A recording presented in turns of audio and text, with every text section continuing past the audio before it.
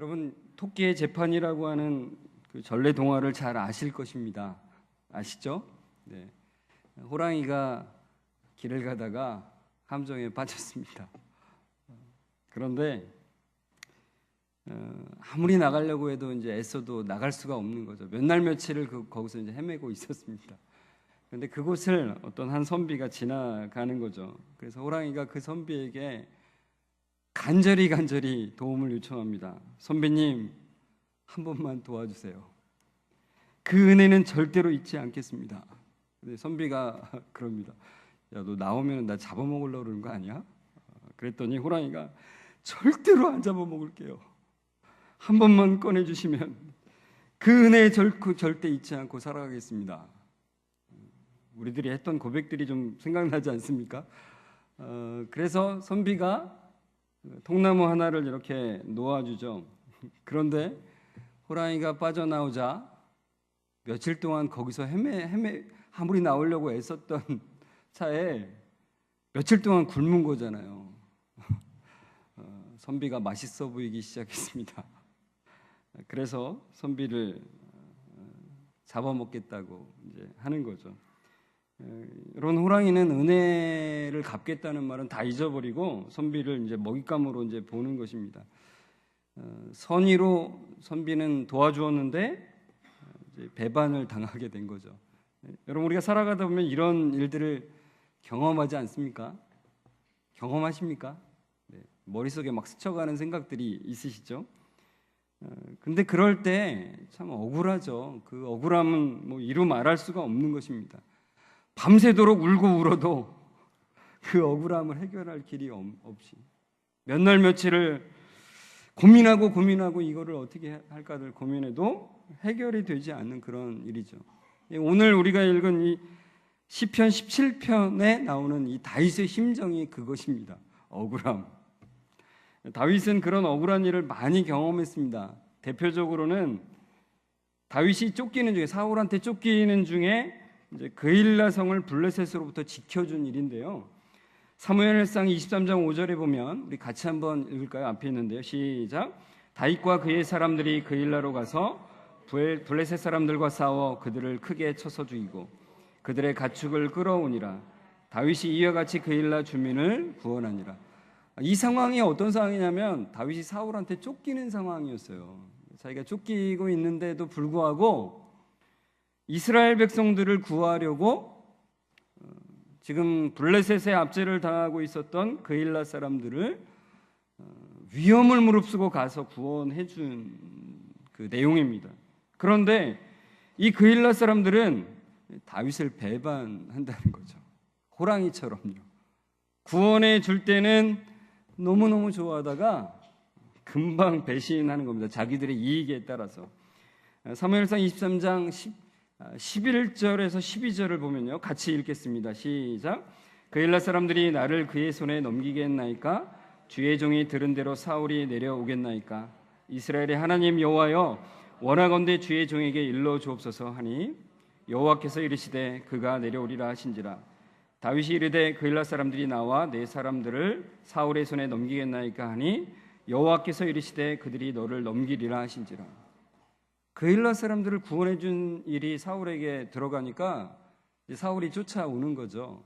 그때 다윗이 하나님께 간절히 묻습니다. 하나님, 이 그일라 사람들이 나를 넘겨줄까요? 그러니까 다윗의 생각으로는 설마 내가 그들을 구원해 줬는데 그들이 나를 넘겨줄까요? 설마 했는데 하나님께서 넘겨줄 거야. 빨리 떠나, 이 얘기입니다.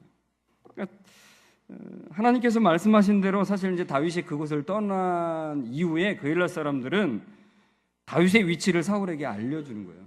배반해도 아주 그냥 그런 배반이 없는 겁니다. 그일라 사람들은 다윗으로부터 은혜를 입었지만 다윗을 볼 때에 그는 여전히 사울에게 쫓기는 반역죄인. 사울이 이제 전국에 공포를 했잖아요. 다윗은 나를 죽이려고 한 뭐 반역죄인이다 뭐 이런 식으로 전국에 공포를 한 거죠. 그러니까 사람들은 여전히 다윗은 반역죄인, 그렇게 보고 있었던 것입니다. 도와줄 땐 좋다가도 자신의 이익에 맞지 않을 때는 언제든지 버려버리는 배신을 하는 거죠. 구덩이에 있을 때의 호랑이의 신세와 나왔을 때 다른 것처럼 그와 똑같다는 것입니다. 다윗은 이제 그일라를 떠나서 십광야로 또 이제 가게 되는데 거기서도 그일라 사람들이 또 고발을 해서 또 다른 곳으로 옮겨가게 되는 거예요. 굉장히 다윗의 실망감과 그 억울함은 너무나 커다란 거죠. 억울한 누명을 쓰고 도망다니는 것도 힘든데 백성들마저도 다윗을 그런 대역죄인으로 생각하고 있는 것이 너무나도 억울한 것입니다. 다윗이 왜 이런 사건에 연루가 되냐면 이 골리앗을 죽였던 이 사건 때문에 이 사건으로 인해서 사람들이 노래를 부르는 거죠. 사울이 죽인 자는 수천 명이지만 다윗이 죽인 자는 수만 명이로다, 이렇게 노래한 것 때문에 사울이 확 돌아가지고 그 다음부터 이제 다윗을 죽이려고 혈안이 되었던 것입니다. 그러니까 이제는 그는 선한 의도로 이 일을 했는데 결국은 왕을 배반하고 대적하는 대역죄인으로서 쫓기는 신세가 되고 백성들마저도 그렇게 생각하고 그들을 도와줬는데도 불구하고 사울에게 그를 고발하는 그런 억울한 상황 가운데 있는 거죠. 절박한 상황입니다. 억울하고요. 그런 억울함이 이 사건뿐만 아니라 여러 개의 사건이 있는데 그런 억울함이 묻어나는 시편이 바로 이 17편이라는 거예요. 이 기도를 하는 다윗의 상황은 매우 절박한 것입니다.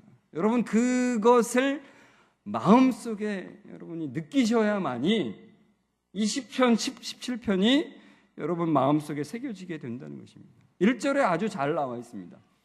1절을 좀 같이 읽을까요? 시작. 여호와여, 의의 호소를 들으소서. 나의 부르짖음에 주의하소서. 거짓되지 아니한 입술에서 나오는 나의 기도에 귀를 기울이소서. 시편을 읽을 때에 우리가 가장 유의해서 읽어야 될 것이 뭐냐면 시편은 평행법으로 수없이 많이 이루어졌다는 것입니다. 그러니까 같은 의미를 다른 표현으로 이렇게 연결해서 쓴다는 것입니다. 여기서도 들으소서, 주의하소서, 귀를 기울이소서, 다른 표현으로 썼지만 다 같은 말이죠. 주님, 저의 기도에 귀를 기울여 달라고 하는, 저의 기도를 들어달라고 하는 같은 표현을 이렇게 세 가지 표현으로 쓴다는 것은 그만큼 간절하게 하나님께 고백하고 하나님께 아뢰는 것입니다. 그러니까 이 표현법은 이 여러 가지 표현을 통해서 그것이 증폭되는 효과를 준다는 것입니다. 시의 하나의 시의 표현법인데요. 그래서 우리는 이 세 개의 동사들을 볼 때 이 시를 지금 읽고 있는 다윗이 얼마나 감정에 복받쳐서 열정을 다해서 눈물로 기도하는 것을 알 수 있다는 것입니다. 이 다윗의 심정이 바로 그 뒤에 9절에서 12절에 잘 나와 있습니다. 다윗은 9절에 보면 자기의 목숨을 노리는 원수들로부터 쫓김을 당하고 있대요. 그리고 11절에 보면 그 다윗을 죽이려고 하는 사람들은 넘어뜨릴 기회만 기회만 엿보고 있다는 거죠. 그리고 12절에 보면 그들은 움킨 것을 찢는 사자와 같고, 그리고 은밀한 곳에서 엎드려서 사냥감을 노려보고 있는 사자와 같다는 것입니다. 얼마나 다윗이 지금 포위된 느낌, 정말로 사방에 우겨썸을 당하고 있는 그런 상황이라는 것을 알 수 있다는 것입니다. 다윗은 이런 상황에서 하나님, 저는 무고합니다. 저는 잘못한 것이 없습니다라고 호소하고 있는 것입니다. 1절에서 5절에 이렇게 말하고 있는 것인데요. 자신의 무고함을 호소할 분은 하나님밖에 없습니다. 하나님, 저의 기도를 들어주십시오.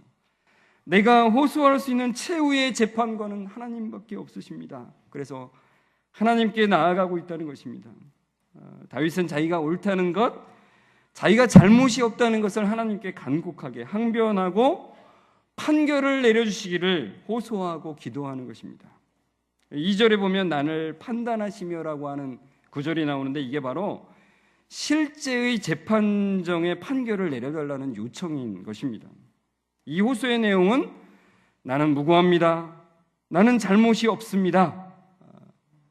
그 내용이죠. 그리고 3절에 보면 주께서 내 마음을 시험하시고 밤에 내게 오시어서 나를 감찰하셨으나 흠을 찾지 못하였사오니 내가 입으로 범죄하지 아니하리다라고 말하죠.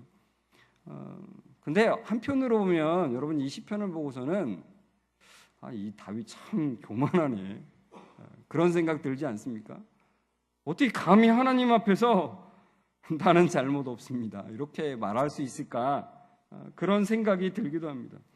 그러나 이것은 나는 모든 삶을 통해서 아무런 잘못이 없는 죄가 없는 사람입니다 이런 고백이 아니라, 나는 이 사건에 한해서 이 특정 사안, 이 특정 상황에서 하나님 저는 이 사건에 대해서 죄가 없습니다라고 자기의 무고함을 하나님께 고백하는 말이라는 것입니다. 여기 3절에서 시험이나 감찰이라고 하는 단어는 이제 금속을 테스트하고 불로 재련하는 것을 의미하는 것입니다. 그래서 이 공동번역이라고 하는 번역에 보면 이 3절을 이렇게 번역을 했습니다. 같이 한번 읽어볼까요? 시작. 내 마음을 사차치 뒤져보시고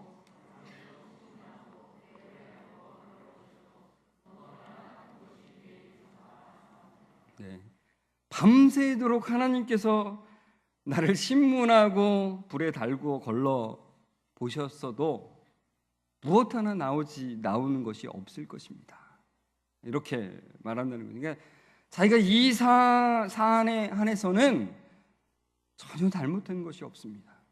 하나님 저의 억울함을 풀어 주옵소서 이렇게 기도한다는 거죠. 여기서 다윗은 마치 하나님이 계신 성전에 와서 자기의 의로움을 호소하는 그래서 하나님의 판결을 구하는 그런 모습으로 기도하고 있다는 거예요. 그러니까 여러분 시편 17편을 볼 때 다윗이 지금 하나님이 계신 그 성전에 와서 밤새도록 자신의 억울함을 구하며 하나님 저는 죄가 없습니다. 이 사안에 한해서 저는 억울합니다라고 지금 밤새워서 지금 고백하고 있는 그 모습으로 지금 시편을 고백하고 있다는 것입니다. 3절에 보면 밤에 내게 오시어서라고 하고 말하고 있는데, 그는 밤에 하나님께서 자기에게 오셔서 자기의 마음을 다 살펴보시고 그리고 아침에는 자기의 의로움을 입증해 주십시오라고 간구하는 그 표현을 이렇게 하고 있다는 것입니다. 그래서 이 다윗의 이 기도는 우리로 하여금 이 구절을 생각나게 합니다. 바로 요한일서 3장 21절인데요. 같이 읽겠습니다. 시작. 사랑하는 자들아, 만일 우리 마음이 우리를 책망할 것이 없으면 하나님 앞에서 담대함을 얻고. 여러분, 우리가 기도하는데 한편으로 뭔가를 숨기고 속이면서 하나님께 기도한다고 생각해 보십시오. 혹시 그런 적이 있으십니까? 그 기도가 어떻게 되겠습니까? 하나님께 기도하는 자들은 양심의 거짓됨이 없이 나가야 되는 거죠. 자기가 분명하게 속이고 있는 것이 있었다면 그것을 솔직하게 고백하면서 나아가는 것이죠. 하나님은 우리의 중심을 꿰뚫어 보십니다. 어느 누구도 하나님을 속일 수 없습니다. 그것을 고백하면서 온전하게 하나님께 나아가야 된다는 거죠. 여러분 4절 5절을 좀 다시 한번 또 읽겠습니다. 시작. 사람의 행사로 논하면 나는 주의 입술의 말씀을 따라 스스로 삼가서 포악한 자의 길을 가지 아니하였사오며 나의 걸음이 주의 길을 굳게 지키고 실족하지 아니하였나이다. 여러분 여기서 다윗은 두 개의 길이 있다고 말합니다. 하나는요 포악한 자의 길이고요, 또 하나는요 주의 길입니다. 여러분 사람이 어떻게 포악한 자의 길을 가지 않고 주의 길을 굳게 지킬 수 있겠습니까? 다윗이 여기서 말을 하죠. 주의 입술의 말씀을 따라서 스스로 삼가서라고 그렇게 고백한다는 것입니다. 그러니까 여러분 주의하는 기준, 주님의 길을 가는 그 기준은 오직 하나님의 말씀뿐이라는 거예요. 우리가 잘나서 우리의 실력으로 그렇게 될 수 있는 것이 아니라 주의 말씀밖에는 그 비결이 없다는 것입니다. 하나님의 말씀이 우리로 주의 길을 굳게 지키고 실족하지 않게 하신다는 거예요. 그것을 고백하는 것입니다. 하나님, 하나님의 말씀 없이는 우리는 실족하여 넘어질 수밖에 없습니다. 주의 말씀으로 삼가서 주의 길로 갈 수 있도록 인도해 주십시오. 이렇게 고백하고 있다는 것입니다. 이렇게 1절에서 5절까지는 자신의 무고함을 입증해 주시기를 하나님께 간절히 부르짖는 기도입니다. 자, 그리고 이제 6절에서 8절로 이제 넘어가는데요. 6절에서 8절은 바로 하나님의 변함없는 사랑을 바라보는 것입니다. 여러분, 다윗은 이런 자신의 상황을 간절하게 하나님께 고백하면서 하나님 구원해 주십시오 이렇게 기도를 합니다. 다윗은 하나님께서 자신에게 응답하시는 하나님이시라는 것을 확신을 가지고 기도하는 거예요. 여러분, 확신을 가지고 기도하지 않으면 그게 무슨 기도겠습니까? 하나님은 들으시는 하나님, 하나님은 반드시 그의 백성을 돌아보시는 하나님이시라는 것을 확신하며 나아가야 되는 거죠. 하나님이여 내게 응답하시겠으므로 내가 불렀사오니 내게 귀를 기울여 내 말을 들으소서. 내가 응답하시는 하나님이시라는 것을 확신을 가지고 나아가는 거죠. 그런데 그 확신의 근거는 무엇이냐면은 바로 하나님의 사랑이라는 것입니다. 7절에 보면 7절을 같이 읽겠습니다. 시작. 주께 피하는 자들을 그 일어나 치는 자들에게서 오른손으로 구원하시는 주여 주의 기이한 사랑을 나타내소서. 이 주의 기이한 사랑에 근거해서 그 확신을 가지는 것입니다. 여기서 사랑이라고 하는 단어는 제가 시편에 가장 많이 나오는 단어 중에 하나라고 말씀드렸죠. 히브리어 헤세드라고 하는 단어입니다. 저 앞에 맨 밑에 줄에 적혀 있는 헤세드라고 하는 단어입니다. 이 헤세드라고 하는 단어는 바로 신실하신 하나님께서 우리는 지킬 수 없기 때문에 하나님께서 일방적으로 우리에게 약속해 주시는 그 약속을 말하는 것입니다. 전지전능하신 그 하나님께서 약속하신 것이기 때문에 사람은 변해도 하나님은 변함없이 그 약속을 지키시는 신실하신 하나님께서 끝까지 지키신다라는 그 사랑의 약속이라는 것입니다. 그것에 근거해서 다윗은 확신을 가지고 기도하는 것이죠. 그 확신을 이렇게 다윗은 표현합니다. 나를 눈동자같이 지키시고 주의 날개 그늘 아래 감추사. 여러분, 눈동자는 소중하죠. 그 무엇보다도 소중한 것 중에 하나죠. 자기의 눈동자를 보호함같이 그의 백성을 보호하시고 숨기시는, 지키시는 하나님이시라고 하는 그 확신을 가지고 하나님 구원해 주십시오. 악인과 원수들로부터 구원해 주십시오라고 간구하고 있는 것입니다. 자, 이렇게 6절에서 8절은 하나님의 변함없는 그 하나님의 사랑을 바라봅니다. 자, 이어서 9절에서 12절은 그 원수들을 고발합니다. 앞에서 좀 살펴보았듯이 다윗은 자기를 압제하고 목숨을 노리는 원수들을 이렇게 묘사를 하는데요. 그 중에서 이제 마음이 기름에 잠겼다라고 하는 표현이 나오죠. 그 표현은 그 원수들이 무감각한 비둔함, 이 기름이 이제 이 비둔함을 이제 말하고 있는 거죠. 그것을 빗대서 말하는 것입니다. 그들이 자기의 욕심대로만 행하고 있는 그들의 모습을 마음이 기름에 잠겼다라고 그렇게 표현하고 있다는 것입니다. 다윗의 입은 거짓되지 아니한 입술인데 저들의 입은 교만하게 말하는 입이라고 다윗은 고백합니다. 그들은 맹수처럼 잔인하게 나를 넘어뜨리려고 찢으려고 애쓰는 그런 자들입니다. 하나님, 저들을 가만히 놔두지 말아 주십시오. 의로운 판단으로 그들을 판단해 주십시오. 판결해 주십시오라고 그 원수들을 고발을 하죠. 그러니까 여러분, 우리는 가끔 그런 유혹을 받지 않습니까? 나를 대적하는 사람들이 나를 공격할 때 내가 복수하고 싶은 마음이 너무나 강해요.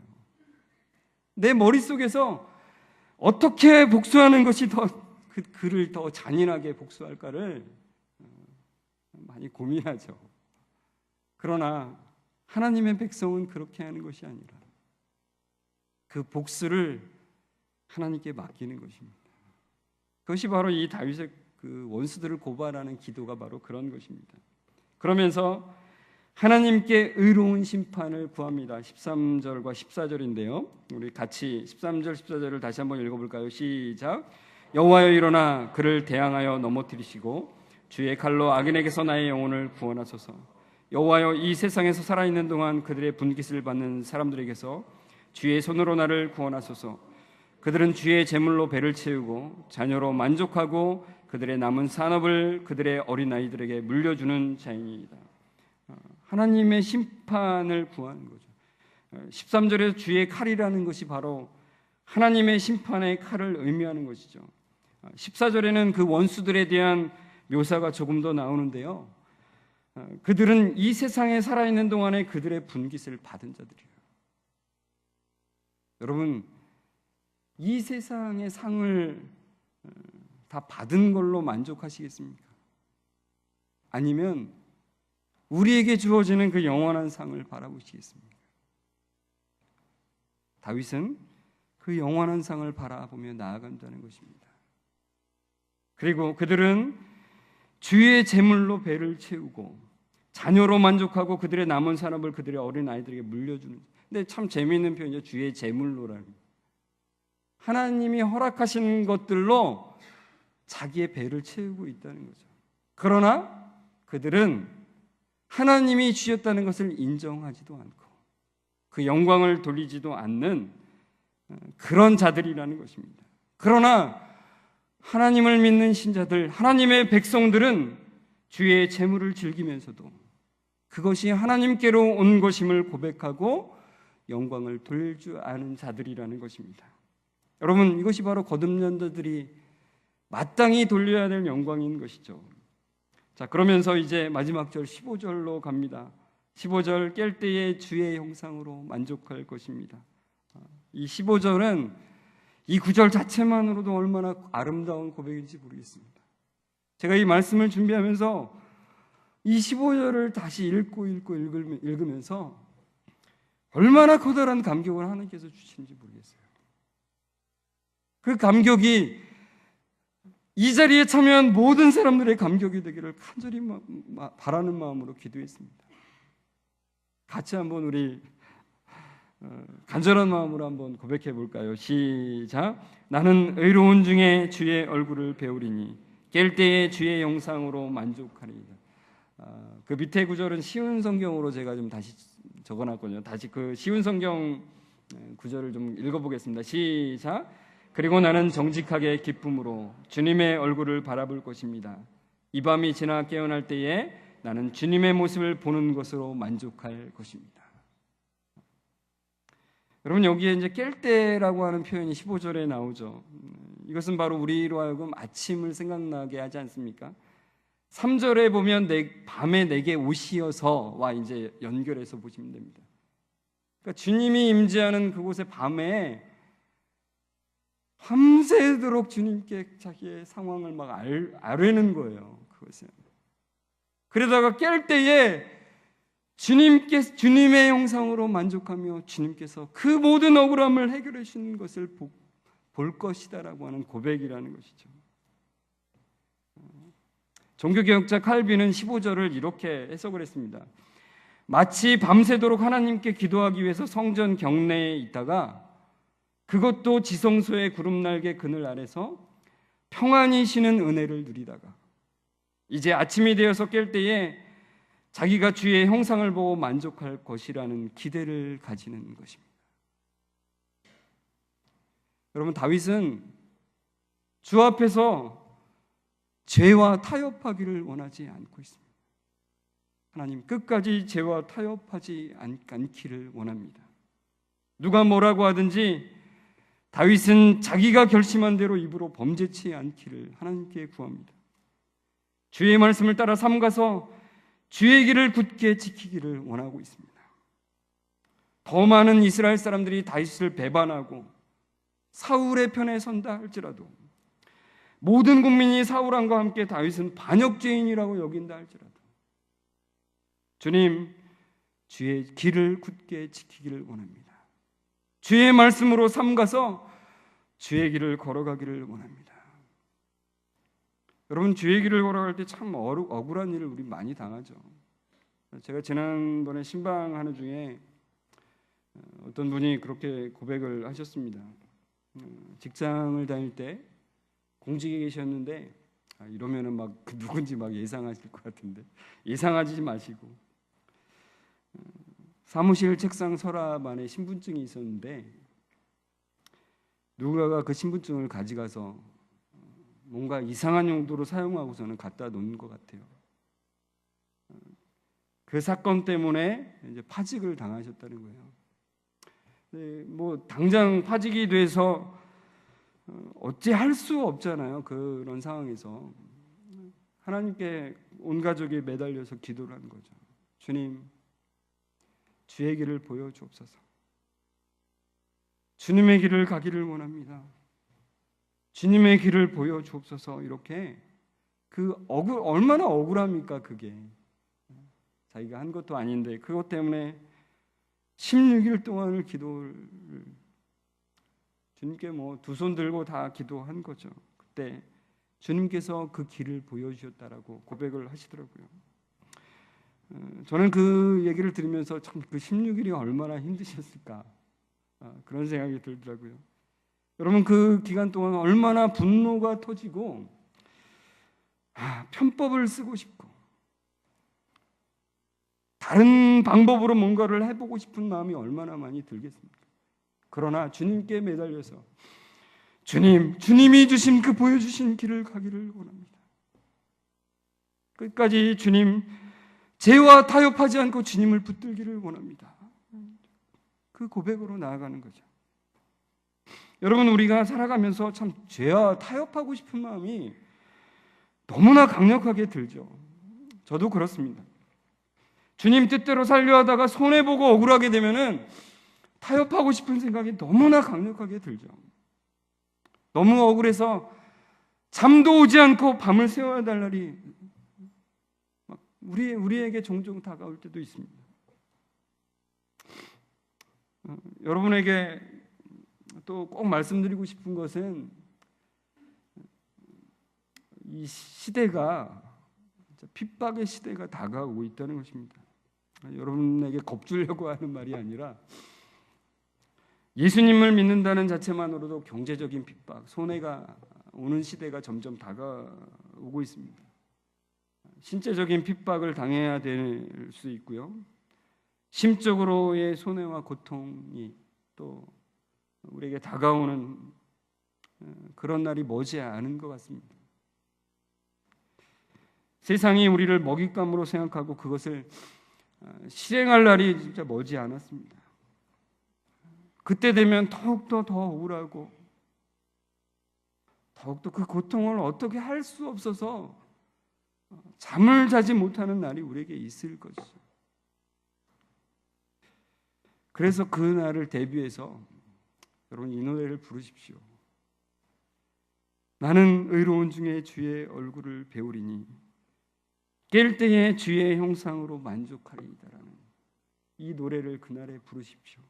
우리 같이 여러분 이 말씀을 15절 말씀을 다시 그 마음으로, 주님, 억울할 때에, 고통당할 때에, 핍박당할 때에 이 주님의 말씀을, 이 고백을 통해서 우리가 승리하게 해주십시오라고 하는 마음으로 우리 같이 함께 다시 한번 읽도록 하겠습니다. 시작. 나는 의로운 중에 주의 얼굴을 배우리니 깰 때에 주의 형상으로 만족하리이다. 쉬운 성경으로 읽겠습니다. 그리고 나는 정직하게 기쁨으로 주님의 얼굴을 바라볼 것입니다. 이 밤이 지나 깨어날 때에 나는 주님의 모습을 보는 것으로 만족할 것입니다.